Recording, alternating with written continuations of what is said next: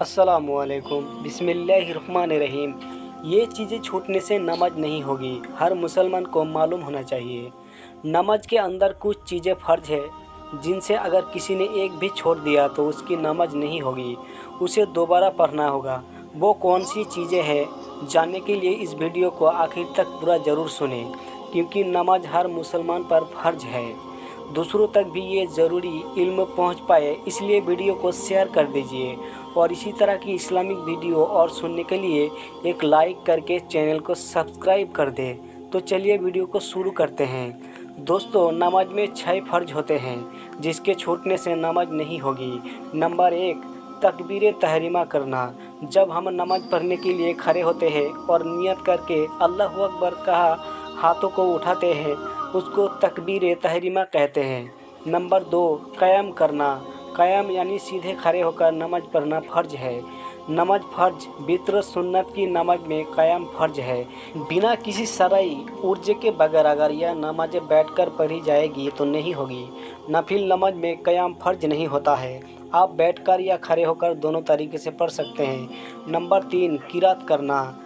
क़याम के हालात में सूरा फातिहा और कुरान की सूरत मिलाना, इसी को क़िरात कहते हैं और इसमें कुरान की कम से कम 3 आयत या एक सूरा पढ़ना होता है।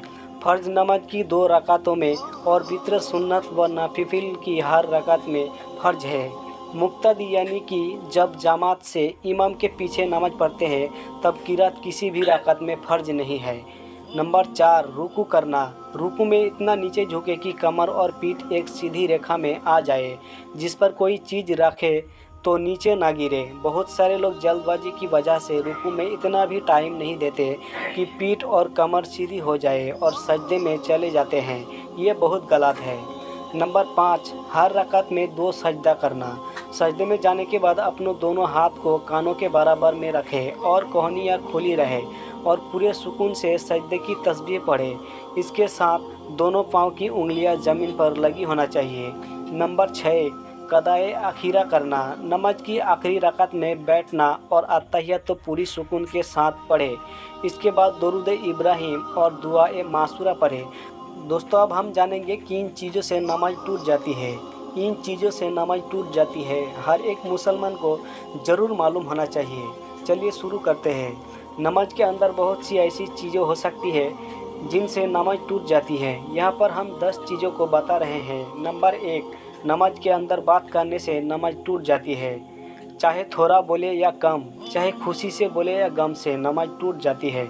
नंबर 2, नमाज की हालत में सलाम का जवाब देना या किसी को नमाज के दौरान आप खुद सलाम करें, या सभी वजह से नमाज टूट जाती है। नंबर 3, किसी को छींक आने पर जवाब का नियत से अल्हम्दुलिल्लाह कहा तो नमाज फासिद हो गई।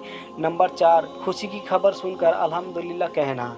नंबर 5, आखिरी रकात में जानबूझकर बातचीत करने से नमाज उसी वक्त टूट जाती है।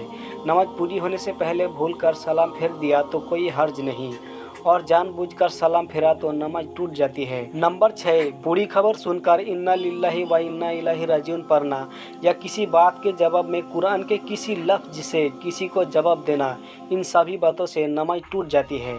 नंबर 7, सांप बिच्छू को नमाज में मारना उस वक्त जायज़ है कि सामने से गुजरे और तकलीफ़ देने का खौफ हो, और अगर तकलीफ़ पहुंचाने का अंदेशा ना हो तो मकरूह है। नंबर 8, सतर यानी वह जगह जिसको छुपाने का हुक्म है, उसके खुलने से नमाज टूट जाती है।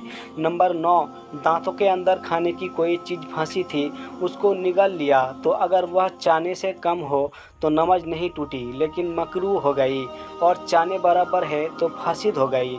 नंबर 10 और आखिरी, नमाज के अंदर वजू टूट गया तो नमाज भी टूट जाती है। दोस्तों, आपको लगता है वीडियो में ये जानकारी किसी के थोड़ी भी काम आ सकती है तो उसके साथ शेयर ज़रूर करें। शुक्रिया।